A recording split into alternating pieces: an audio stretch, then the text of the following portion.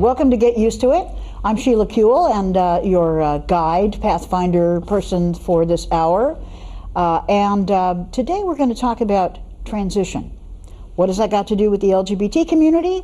Well, our guest, Torie Osborn, who is the recently departed executive director of the Liberty Hill Foundation, longtime activist in our movement, executive director of the LA Gay and Lesbian Center, executive director of the task force, and who knows what next, actually you do. We're going to talk about transition and people in the lesbian gay community, leaders in the lesbian gay community, the changes that we've made in our lives and kind of how that's affected us and I guess the broader world, if it has. So welcome, Torie. Glad to be here. Thank you so much for being here. Well, you made a transition, let's talk a little while ago, maybe 8-9 years ago. For a long time, you had done really strong leadership in the LGBT community, being at the center, being at the task force, and then you made a transition into the philanthropic community. Will you talk about that? Because I think that was a big change for you, or maybe not. Well, the way that I experienced it and really intended it wasn't so much a transition from the nonprofit sector, advocacy and organizing, to the philanthropic sector, although that's kind of the field that the Liberty Hill Foundation is in. But the transition that I was making was from the GLBT community and movement to an organization whose primary work was really around economic issues and economic justice. I had one of those aha moments when I was in Washington during the Clinton administration when I heard really the debate about welfare reform. And I'll distinctly remember sitting at a table with Jane Hickey, who's a wonderful member of our community, who was for many years, actually, Ann Richards, former Texas Governor Ann Richards, political person in Washington, and who was a longtime kind of feminist advocate in the state of Texas and was in Washington, heading up the Texas office at that time. And she said to me, we literally, it was at an informal dinner, and she said, who cares about poor women these days? And literally the next day, Mike Iskowitz, another member of our community who was one of the senior advisors to Senator Kennedy, was at my apartment, and he was talking about, sort of the right-wing takeover of the country and of Congress. This was Newt Gingrich era. This was, 94. And he said, I've watched how they hate gays and lesbians, they meaning the right wing, Congress in particular. I've walked the halls and watched how they hated people with AIDS, but I have never seen anything like the hatred that they have for poor women. And so it was, something around that debate, and then watching Clinton not be able to maneuver, basically watching there be no left, if you will, or no liberal. At that point liberal was a bad word, the left didn't exist. There was no Michael Harrington writing The Other America. There was no policy counterweight to the right-wing notion that you're poor because you don't try hard enough, that anybody can pull themselves up by their bootstraps, and the government should be shrunk to the size that it could fit in a bathtub, which was Grover Norquist's kind of famous line. And something about that experience of being in Washington with a good president, a Democratic president with some vision and some care, and watching his options be shut down because there was a lack of a voice on poverty in America. And I thought to myself, whoa, we have been fighting the right on GLBT issues. And, I did a little bit of education, and some other folks helped to educate me on kind of the economic policy shifts that have been happening that I'd been so busy inside our community that I hadn't really been noticing. So anyway, so I had this kind of like aha experience. I said, I want to somehow work on anti-poverty stuff. And that was really what happened. So when I came back to LA, the transition that I made was from wanting to reconnect with my own roots in a broader progressive movement that includes economic democracy as well as civil rights, GLBT rights, feminism, and so forth. But it's interesting, the two people that you cited, talking be to gay. in Washington, Right. I don't know about, the question I guess is, people say, gee, they happen to be gay or they're whatever. But it's interesting to me how many people in our community, and I guess the question is, have they seen the connection between our issues and other issues? Or have they left our issues to go to other issues? Because talking about the right wing, as you have, it's become much clearer these days that our enemies are other enemies. But to hear the right wing talk about the gay agenda, but to see so many of us working for many other agendas and broader agendas, was it because you saw a connection? Or do you think people saw, let's put that movement over there and go to work for something else? For me, it was, I experienced it, actually, I've had a series of transitions in my life. I think many people, particularly, I mean, for me, the through line in my life is social activism. I celebrate 40 years this past summer from my first anti-war demonstration, 1965, on a rainy day in a park in Philadelphia. But I've done that in different times, in different ways, in different movements, and I've had several of these kind of aha experiences, and for me, it feels like a calling. When I was in the anti-war movement, Vietnam War was winding down, therefore the anti-war movement was winding down, and I went to my first women's music concert. Actually, I went to my first women's music concert in 1973, but I knew that when my work fighting the Vietnam War was done, that I had to be part of this flowering of lesbian feminist kind of counterculture, and then I went to work with Holly Near in women's music, and that was kind of my next phase. And then, Reagan came to power, and I felt I needed to get some more skills, and I went back to business school. And when I came out of business school, I ended up working with Pro Peace with David Mixner, and it was kind of like looking at other issues. And then I ended up going to the center and then diving into AIDS activism through the No on 64, No on LaRouche campaign, and then basically becoming executive director of a set of GLBT and AIDS organizations. Now, I say that because for me, I've followed some inner voice that has said, this is the issue that calls to me. Now, what might call to somebody else might be different, but I will say that for women, I think, and for people of color, it hasn't been, GLBT rights has not been a single issue, has never been a single issue movement. You can't separate the fight for racial justice from the fight for GLBT rights for a Phil Wilson. You couldn't separate for, say, a Jean O'Leary. She really belongs to feminism. Rest may her soul, her feisty Irish lesbian, Dyke soul, rest in peace. She belongs to both the women's movement and the GLBT movement.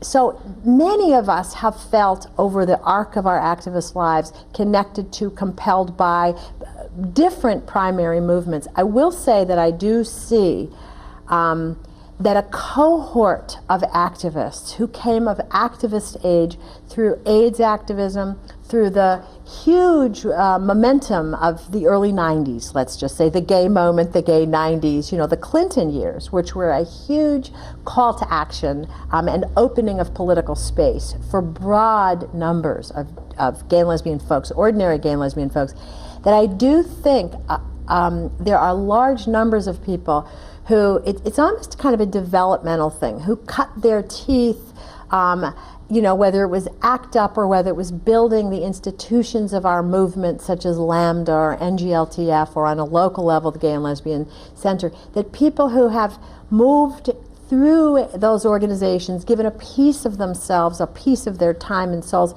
are beginning to recognize that we need to, connect with other communities, connect with other issues, and also just on a personal level, be sort of inspired to do something, whether it's on, global, fighting for women's rights in Africa or anti-poverty work. An interesting number of gay activists, GLBT activists who I know who come out of the gay movement have really moved into, one way or another, into economic justice. You know, David Mixner is doing a lot of work on Appalachia and anti-Africa. Right. And the Africa connection is the natural outgrowth of AIDS activism. I mean, where the epidemic it has so much central significance now is in Africa. But even domestic poverty issues. So I think it's about, both a cohort, sort of a generation or several generations of activists looking for new arenas for leadership. Yes, but it's interesting to me how many people in our community have made this transition and taken leadership. I mean, I saw a lot of leadership in the women's community, for instance. And I think there are places, and including national organizations, where feminist leaders have moved into leadership positions. Maybe out of an experience of injustice, and their aha moment went from their own injustice to the women's movement to, hey, it's not just about girls and women kind of thing. But it's interesting in terms of philanthropy. Yeah. I mean, whenever I say to you, well, where's so-and-so, that used to run such and such in our movement, they're at some foundation. There are several people who've done that. Urvashi Vad was at Ford for 5 years and has now moved to advise a private foundation. Tim Sweeney, who has been a major leader over several of our organizations, Gay Men's Health Crisis and Lambda, and Empire State, the New York organization, is now at the Haas Junior Fund. An old cohort of mine, I almost said comrade, shows you the era I'm talking about, named Pam David from my days in San Francisco in the mid-70s. It heads up another one of the Haas foundations, and there are many more examples who are even, who may not have had quite the same name recognition as those folks. I'll tell you what it is a function of, I think. Partly, and Liberty Hill is unusual because it's an unendowed public foundation. It's like a community foundation but it's that has a big to raise. One now. Well, it's a small one, bigger. Small but mighty. Yeah. But in other words, I had to raise money. We have to raise money for our annual grant making, unlike some of these other foundations, the Ford Foundation, or whatever. But regardless, I think there's two reasons. One is, if you've been an activist for a very long time, if you're like me when you came to Liberty Hill, you don't have any savings, you don't have a pension, you've been underpaid your entire professional life. And I was 48, and I was deeply in debt, I had no savings, no pension, and I came to Liberty Hill, and you know what? The foundation world pays better than the nonprofit sector. It isn't like you get those corporate CEO salaries, thank God, but you get paid decently. There's a value, and the work culture is not workaholic. And so you basically get a humane work environment. You get decent pay. I've got a pension for the first time, and so it's a kinder, gentler work culture than, unfortunately, the under-resourced, over-driven nonprofit sector that we come out of. So number one, I think for many people, sort of burned out former executive directors reaching a certain middle age and needing to just look at retirement and having nothing in the bank. What's wrong with Citibank, AT&T? Hey, don't they have pensions? Well, I actually think that there are some younger activists coming up who are choosing to go into corporations. I think it's harder to do. There aren't as many jobs, although if you go to the corporate giving side of the banks and the financial and other corporate organizations that actually have philanthropic programs, you will find a lot of LGBT people and a lot of people who are actually looking for some decent work conditions. So that's number one, I think, is just personal. And then on a political, or not political, but on a kind of macro level, the reality is that because of the very same right-wing conservative economic policies that have gutted government programs and have fostered free market fundamentalism and global corporatization are the same economic policies that have increased the assets of wealthy people, and you have a burgeoning number of foundations. I heard this amazing statistic. There's something like 100 new foundations being formed every day in America. I mean, it's huge. There were I'm just going to get my numbers wrong, but there were several 1,000 10 years ago, and now there's 100,000 or something. Don't quote me on the numbers, but so what's happening is, because this obsession with privatization, part of the offshoot of that, and this has a positive silver lining effect, is you have a huge increase in the number of private foundations and private philanthropies, and then you had the conversion foundations in California that create healthcare conversion foundations that created a whole bunch of jobs. So if you just look at what's called the independent sector, which is philanthropy plus nonprofit, the independent sector, the nonprofit sector, is growing like wildfire because government money is driving the lack of the safety net, and these nonprofits are stepping up to try to provide some kind of safety net, and then the philanthropic sector is expanding. So frankly, there are a growing number of jobs. So you're saying that many people who were heading up organizations in our community looking to broaden or change or have a little more security, have a little more economic security, still do good work. There were an increasing number of jobs for them to look at. Right. And they had gained leadership skills. Right. I mean, this was the interesting thing, I think, for us, is that going from, like, Dykes going from the streets, or even women's music, which wasn't thought of as the most sort of corporate, secure world. Kind of countercultural. Yeah, little countercultural. Lesbian and the guys Woodstock. in the AIDS movement, who were mostly on the streets, were becoming professionalized, I suppose, through our major organizations. I mean, the center grew. You got that big new building. It's just grown and grown. Same thing with the task force, same thing with HRC, GLAD, all of these large organizations. So people gained the skills too, I guess, to go into the broader world. In my view, it actually requires, I don't want to be negative here, but I think it's tougher to be an executive director of a nonprofit organization than it is to be a program officer in an endowed foundation, where you get to give away money and you don't have to raise it and you don't have to manage much of a staff, and you actually get to be about policy and ideas. I mean, not only do you get to write checks and support good works and organizations, but you actually have some impact on how people think, because funders have enormous at least influence in how policies are enacted in the nonprofit sector. So it's an increasingly influential sector. So somebody like Urvashi, for example, who had tons of experience as a lawyer and as an organizer and as a nonprofit executive going into Ford, had an enormous amount of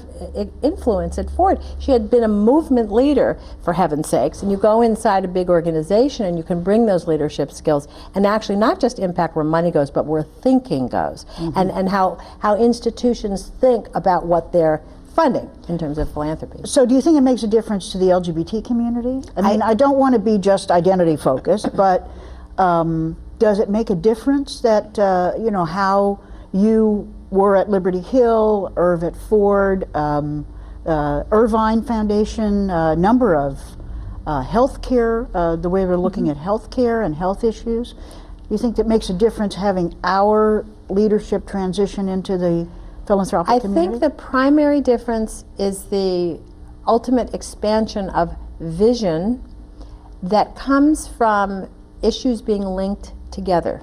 So when you have if I speak from my Liberty Hill experience, Liberty Hill, I mean, yes, I brought a lesbian and gay fund that had been at the California Community Foundation, but so my being there helped to sort of midwife a whole new focus on LGBT funding at the foundation. It also brought in my Rolodex into Liberty Hill. We have the best graphic designer in Los Angeles, who happens to be a lesbian, doing our annual report at Liberty Hill. I could give you a number of examples of the know-how, the intellectual capital, just the talent that's come from the GLBT community into Liberty Hill, because that's who my friends were, or that's who my Rolodex was. So that transforms an organization. Pretty soon you have straight people making campy jokes. It's infectious, gay culture and humor and leadership. But on the other side, what you have is the exposure of a whole set of GLBT folks not everybody, but the ones that have chosen to partake of a Liberty Hill offering. Somebody who's involved with Human Rights Campaign comes on a van tour to Pico Union, learns about Homies Unidos, learns about kind of a gang work, just sees the other Los Angeles, and it affects his or her thinking. And so you have this kind of cross-pollination of education and exposure that over time knits together the communities, the fabric of a new vision. And that's what I think the real advantage is. It's that not just that, say, Urvashi at Ford, lifts up GLBT issues by virtue of having a former leader there, but it cross-fertilizes ideas. Ideas Irv had from the gay movement get filtered back into the people that she's working with, because you do partner, the good foundations do partner with their grantees in the conversation. I recently, I've been struck by a new discourse in the foundation world. I don't know if it's going to filter back into the GLBT movement. I kind of hope it does, about human rights. Mm-hmm. There's a new conversation sort of catalyzed by philanthropy about using the phrase human rights to mean both economic rights, that people should have food, clothing, shelter, and they're talking about, for example, victims of Hurricane Katrina, and civil rights, gay rights, women's rights. And I don't know if this is a discourse that we will all be sharing in 5 years. When we talk about human rights, we'll know that it means both the right to health care and gay rights. Mm-hmm. I hope so. We need some common language. I'm not sure what it will be. But I think the GLBT movement, by virtue of being the most successful movement in the most right-wing era in American history, does God have a sense of irony or what? I think that watching our leaders weave in and back and forth among communities, constituencies, whatever, I think that we will, I think we're helping to build some of these new bridges and language and what I hope will eventually be new vision for a new world. Well, speaking of new vision and a new world, we've got a new mayor in LA. And since you announced to Liberty Hill that you thought you'd done, your work as ED and it was maybe time to have a new ED, it didn't take the new mayor very long to figure out that you might be available for something, and it seemed to me it was very interesting. Talk a little bit about your next move here. Speaking of transitions. Transition, right. Well, yes, I really think in this crazy kind of world and this very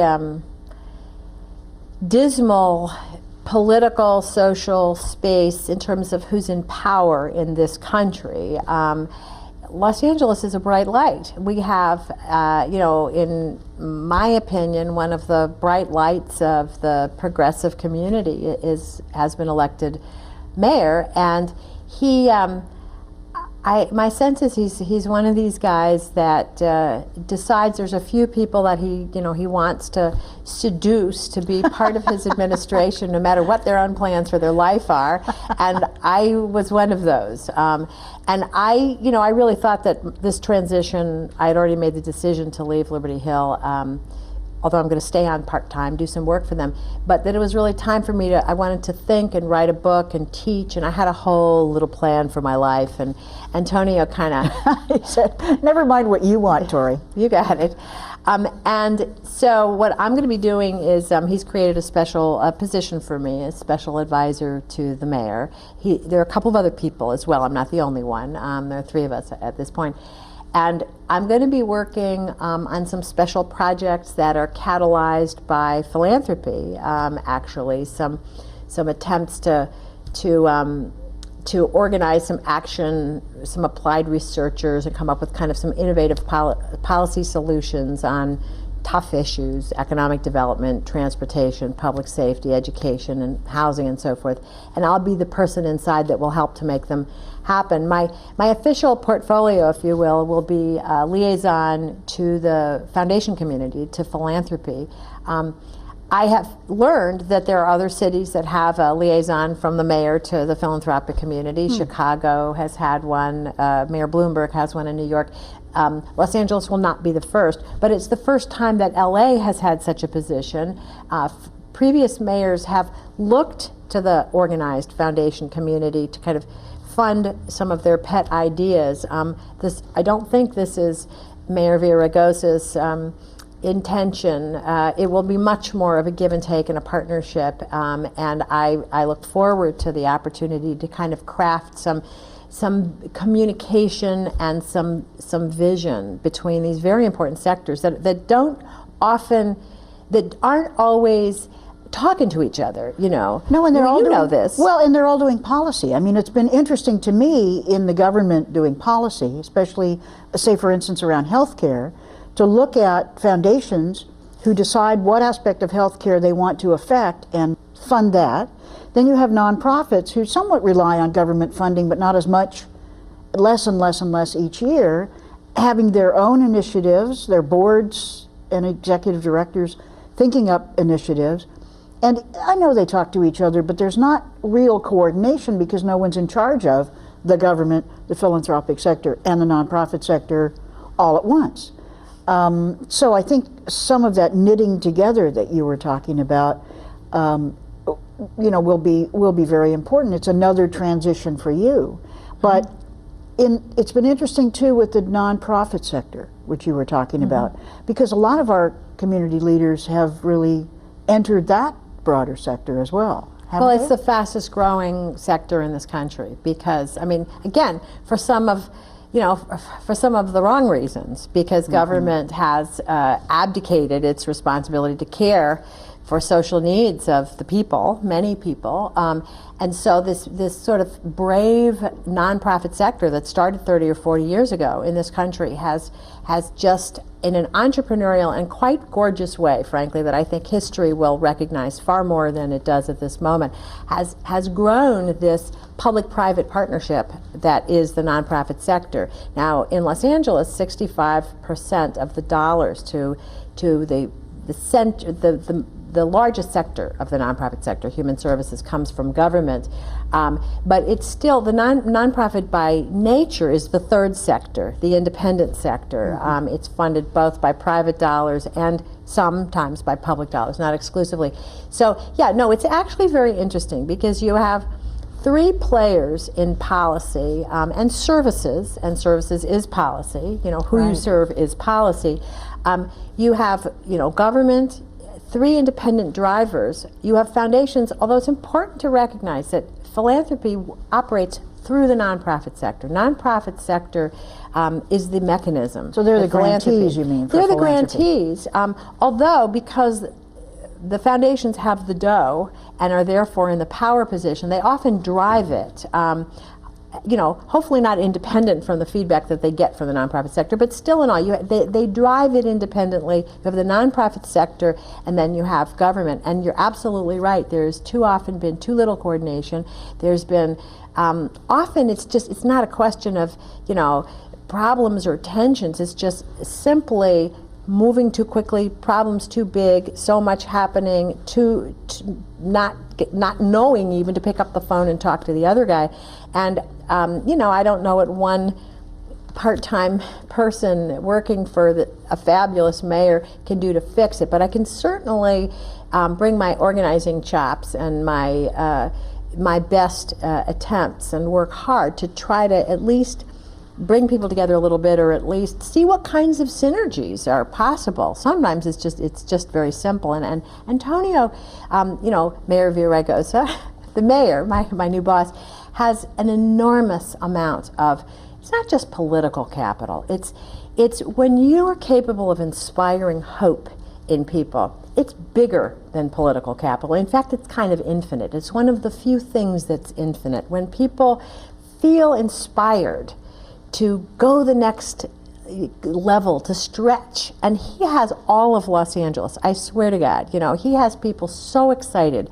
He's showing up everywhere, and every community claims him and follows him, and he he brings out the best in people, and so I think people are going to want to, I mean, I've seen it already, you know, people want him to succeed, and they know that there's a deficit in the city of Los Angeles, and they know that there's declining government dollars, and so it's a time, I think, when people will you know, try harder than ever to reach for some new vision and some new synergies. And I don't know what that's going to look like. You know, I'm going to have to learn the players. I'm going to have to learn to be on the inside. I've never been on the inside. I've happily been the movement organizer, you know, on the outside, or working in the quite independent foundation that Liberty Hill is, and that sees itself as funding and training and mobilize, you know, serving the building of social movements from the ground up. And so it'll be very different to be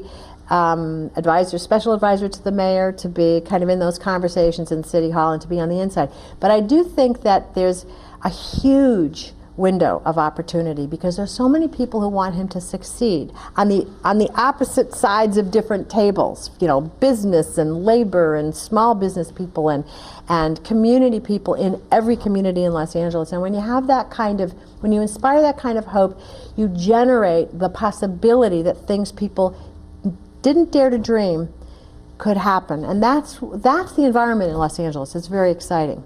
Well, the inclusivity that Antonio has always been, you know, even from the beginning when we served together, starting in '94 when we were elected to the Assembly, it's always felt that way, very natural, you know, very organic to him in terms of, and he doesn't want to ignore the differences. It's not like, oh, you just happen to be gay or you just happen to be African American. He wants to recognize the richness that brings, and I think that's going to be a great strength for the city. But I had a question about the impact, personally, and then I think on the world, of this, it's not a diaspora exactly, but this movement from everybody's working on their own gay and lesbian issues, and now we've got this, and now we're moving to another broader area. When I was in law school, the women who graduated from law school were hired more frequently by government organizations. You could be a DA, I'm not a DA, but you know, an assistant DA, deputy DA, public defender, county council, etc. The law firms were very slow to be hiring women. Do you find that the philanthropic community and the nonprofit community might be an easier place for us to access than going to, you know, the banking world, even if we wanted to, the banking world or, you know, corporate world? No doubt about it. In today's world, given what's happened, the decline of the public sector, decline of government, the reality is philanthropy and the nonprofit sector are public service. They are, to this era, if you will, what expanding and exciting government programs or just good utilitarian public service public programs were in the 60s, 70s, and even into the 80s before they all got slashed. You know, the Republican agenda, and it isn't just the Republicans, because Clinton did it as well. The last 30, 40 years has been slash and burn of the New Deal, the Great Society, and beyond. Those were the places where many people went into government in order to do good in the world, to be of service, to do public service. Well, the nonprofit sector and philanthropy, in a sense, meet those needs for those people, whether they're coming out of law school or whether they're coming out of college or whether they are coming out of high school. But that's a choice of a person to go. I guess my question also went to, are there more open doors there and maybe still a little bit more closed? To GLBT people? Yeah. Yes, no, everything is, well, yes. And I also think the particular training, you know, when you're trained in the crucible of the AIDS epidemic and of the right-wing attack on the GLBT community. Remember, in 1986, which is not only 20 or 19 years ago, when we did, I always think about this, when I worked for David Mixner on the No on 64 campaign, the LaRouche initiative, the Quarantine People with AIDS initiative. I mean, it's hard to remember, it was only 19 years ago. We could raise no money from anybody but the gay community, except for there were, you know, Peg Yorkin and Ted Field were like the only Hollywood people, and Bud Yorkin, literally, we could not get any Hollywood money except for from the gay community to support it, and we couldn't get the endorsement of People for the American Way. The ACLU Southern California was the only mainstream progressive organization that endorsed this. And this was not a gay initiative. This was AIDS. This was a heinous fascist initiative. How far we have come in 20 years. My point is, the gay community had to do for itself. It had to do for itself. It had to build those service organizations to take care of people with AIDS who were gay men, mostly, and it expanded over time. Had to build those services. We had to build our own institutions to build the infrastructure of the GLBT movement. Okay, it's built. Lambda's doing great, HRC's doing great, GLAD's doing great. We have lost, because of the shakeout, we have lost many of the smaller organizations, particularly the organizations serving people of color communities. Breaks my heart. I mean, in Los Angeles, there were 7 or 8 that don't exist anymore, National Black Gay and Lesbian Leadership Forum, and more. So there's been a shakeout that has privileged, the kind of the bigger, more mainstream, more Anglo organizations, but still and all, we have an infrastructure for those movements.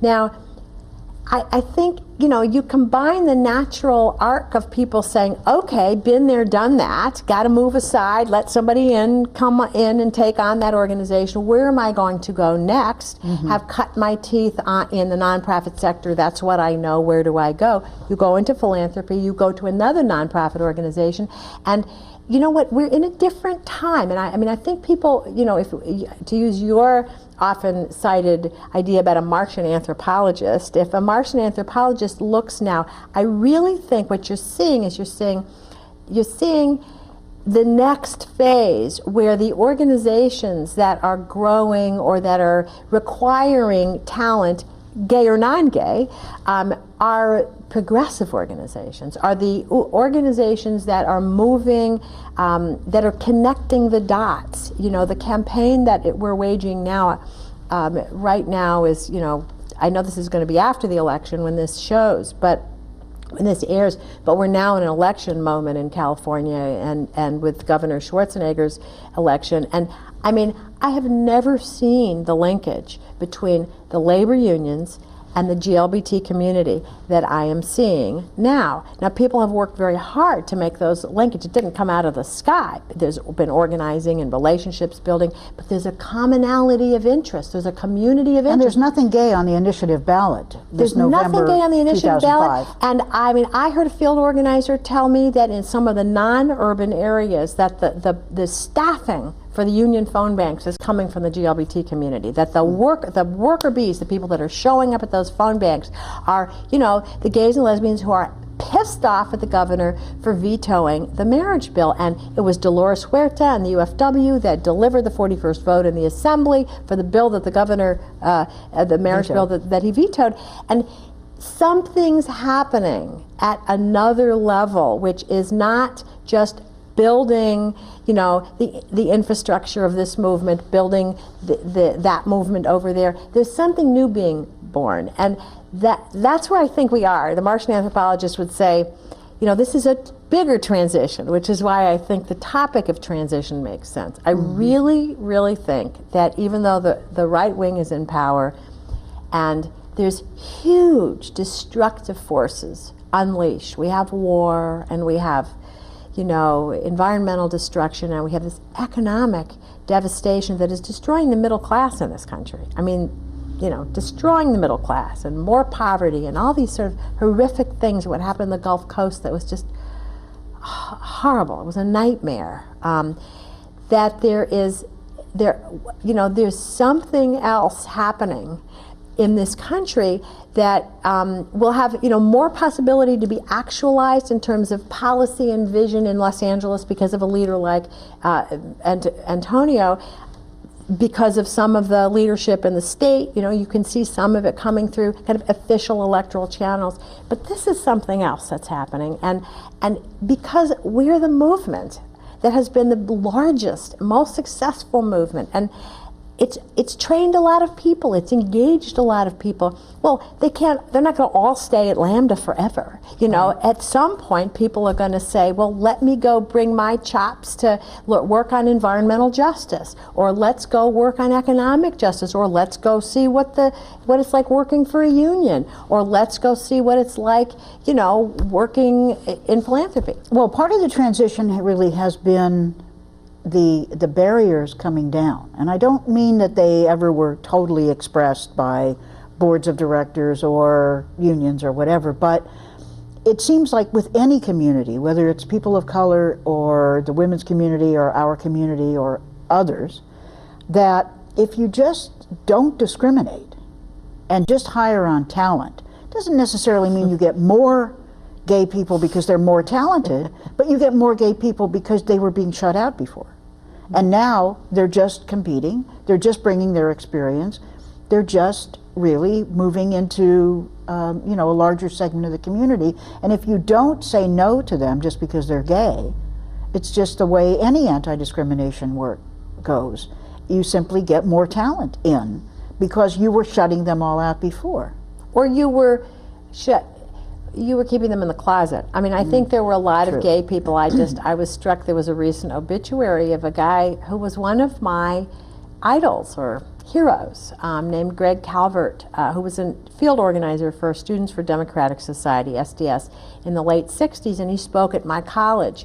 You know, I can practically tell you every word that he said. It had such an impact on me. It was one of those lectures that made me know that my life work was going to be an organizer, and he was a traveling organizer, and he talked about it, and I can remember where I sat, and I can remember every word he said. He just died recently, and his obituary, I can't remember where I saw it, whether it was the gay press or not, but he was gay. Well, I didn't know he was gay. He certainly wasn't out in 1970 when I heard him, but we have always been in social movements. We're now out about it. I mean, and what's happened is as the mainstream GLBT movement has become outer and prouder and bolder and more visible, it sends a signal to people whose primary movement has not been the gay movement. I mean, I've seen it at Liberty Hill. In the 8 years that I have been there, I don't think there are more gay people working at, you know, ACORN or Agenda, and these are the acronyms of organizations that do low-income communities of color organizing in Los Angeles and nationally, or the Community Coalition or Agenda, or, you know, these environmental justice groups. I think that it's just that these organizers are more out now. So it goes both ways. It's a question of a movement reaching a critical mass where people who would have stayed closeted or semi-closeted, they just wouldn't be wearing the "I'm a big old queer" button, are signaled that they can be out. There's just the barriers, the homophobia is melting away in institutions all over, and on the progressive side, and at the same time there are more trained leaders or activists who then want a place to express their activism. But you know, let me ask you the question about whether there may be a downside. As you know, there's practically a war on nonprofits by the federal government. Every 6 months, there's another proposal to say, you may not do this, and you may not do that. And the most recent one that you sent around in an email, that you may not work on voter registration, even if it's nonpartisan voter registration, as a nonprofit, because they are starting to understand the connection between just registering poor people and perhaps a threat to the right wing. But I wonder if there's a connection in terms of their hostility to nonprofits. By seeing that they're being headed up by gay people, by feminists, by people of color, because I think, although that's not the whole group, that there's a larger percentage of people of color, women, and gay people running nonprofits than running the Fortune 500 or 1,000 or 2,000. I think that's exactly right. So do you think that leads to animosity, or do you think they just have animosity anyway because it's about poor people? Well, I think that the attack on the nonprofit sector, which is only just beginning, and it's going to be a tsunami over the coming years is primarily an economic attack, because they're expanding the war and they're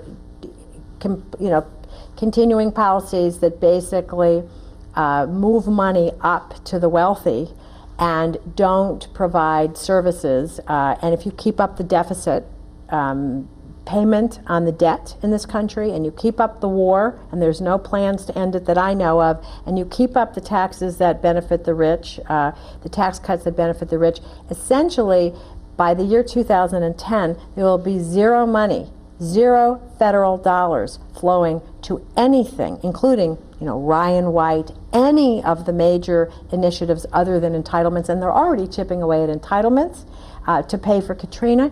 So what is going to happen to the nonprofit sector? First of all, is going to be an economic crisis in 5 or 7 years of unprecedented proportions. But even it's already difficult. We're already experiencing the nonprofit sector kind of a speed up. Less money, more work, more need, huge human services needs, and then even in organizing and advocacy, more and more need, less money, people working harder for the same or less money.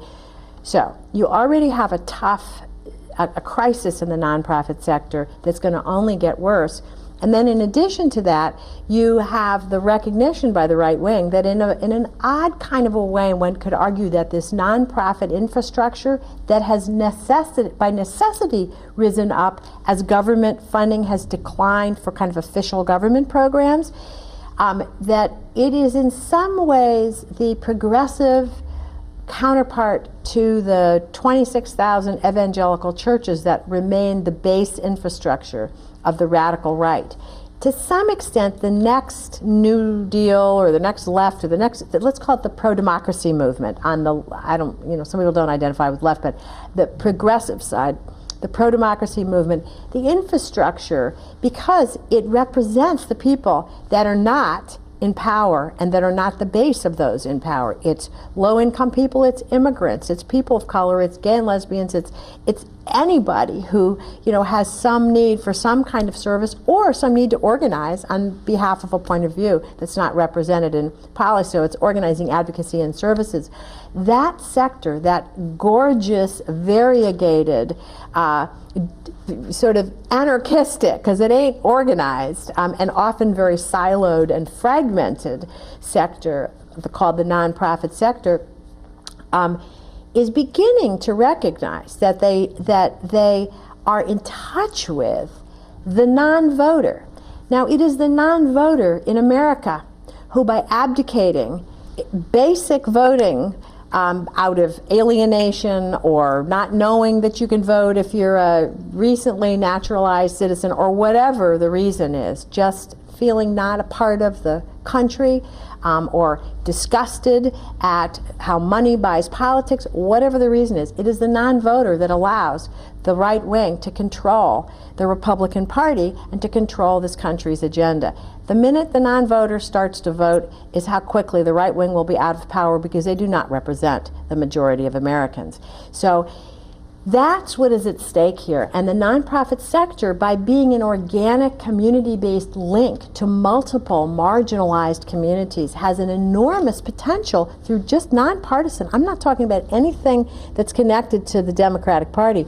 By just nonpartisan voter registration, given the demographics of the two parties these days and the trends, has an enormous potential for revitalizing democracy and changing politics. So that's why they're attacking it, because they know it can topple their regime. Well, it's interesting, because I think there is some influence by the people who have gone from various of our movements, not only the LGBT movement, but others, into the larger nonprofit, the economic democracy movements. They do have an influence on the agenda, I think.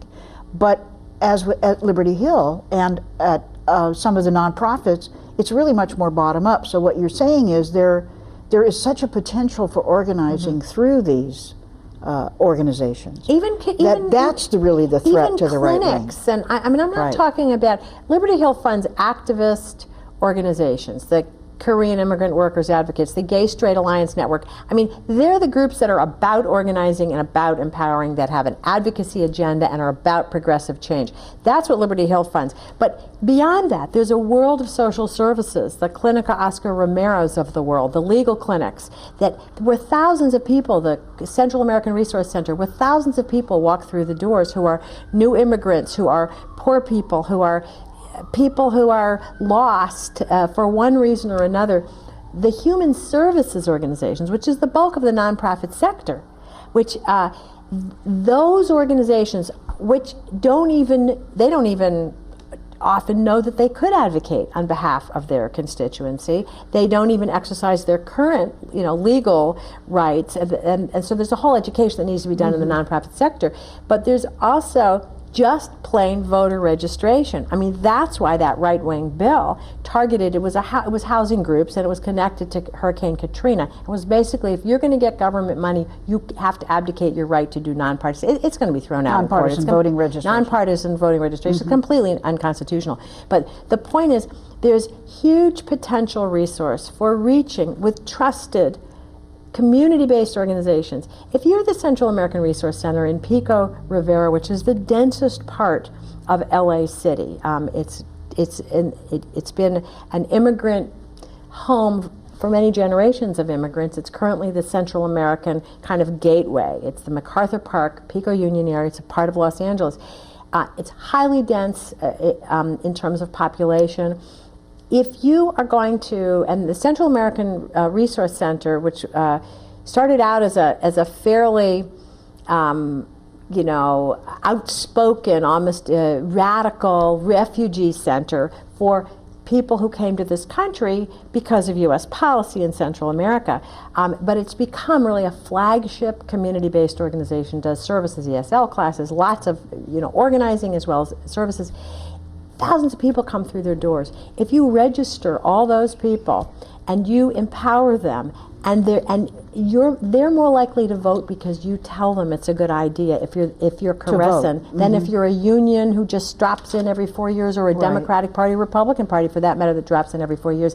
So the power of community-based voter engagement is limitless. And we're down to 4 minutes, believe it or not. I just want to let you know, because you're good at figuring this time out too. I think the new configuration of organizations like Move On and others that are different from foundations, that are different from nonprofit service centers, but themselves are providing leadership and direction and organizing. I think we've also seen people from our community moving into those and even starting those kinds of organizations, the Courage counterweight, campaign. right? The Courage campaign, for Rick instance. Jacobs in Los Angeles, or Speak Out California, Courage campaign. These kind of web-based campaign-style message organizing, meet up using all of the technology of the last election. And I think you're going to find, partly just because, the GLBT folks are very much in the high-tech world, true too, yeah. and also have had to from our isolation. Lots of people have explored their gay identity and found friends through the internet who are gay. And it's, there's a whole connection, I think. And we haven't even talked about the GLBT youth movement, which is providing leadership. Absolutely. The organizing, the vibrancy of it, the training, the Gay Straight Alliance networks, the work that GLSEN is doing. Amazing and leadership not just for development. gay student organizations. You're talking about in neighborhood organizations of youth, the same kind of taking leadership in non-gay organizations, but being out. That's being out and seeing themselves as organizers, and seeing themselves not just attached to an organization or a community, but to a progressive cause that links them outside of their individual issue or identity to something larger than themselves. That's the moment that we're in. That's the transitional moment that we're in. And I think there's no question we're going to see more and more leadership from our community. Then my last question to you is, and I guess it's kind of a personal one, but doesn't necessarily have to only be linked to your own transition. Transition itself, good or bad? Part of life. Yes. I believe transition moments are the toughest. I've actually been thinking a lot about this because I'm in one. I'm saying goodbye to a phase of my life. I don't believe I'll ever be an executive director again. And so there's some grief there, there's some sadness, there's always anxiety when you don't know. Transitions are about anxiety, a little fear, a little grief. I don't think this culture does grief well. I think that's actually why after 9/11 we were so easily manipulated as a people into war, because people Didn't know what to do with it. didn't know what to do with it. And if as a country we've been able to grieve and then move through it to the next emotion, I just think, anyway, so I think transitions have a lot of grief attached to them and sadness. We tend to repress it. But if you can just stay there and sort of reach out, I don't think there's any question but that then the next horizon feels much more, exciting and much more, it beckons bigger. Torie, thank you so much. I always think that they must be wrong. The hour can't have gone by that fast. I always love talking with you and listening to you. Thank you so much for being on the show. Thank you for being with us. And I think, as Torie said, transition is a part of life, so get used to it.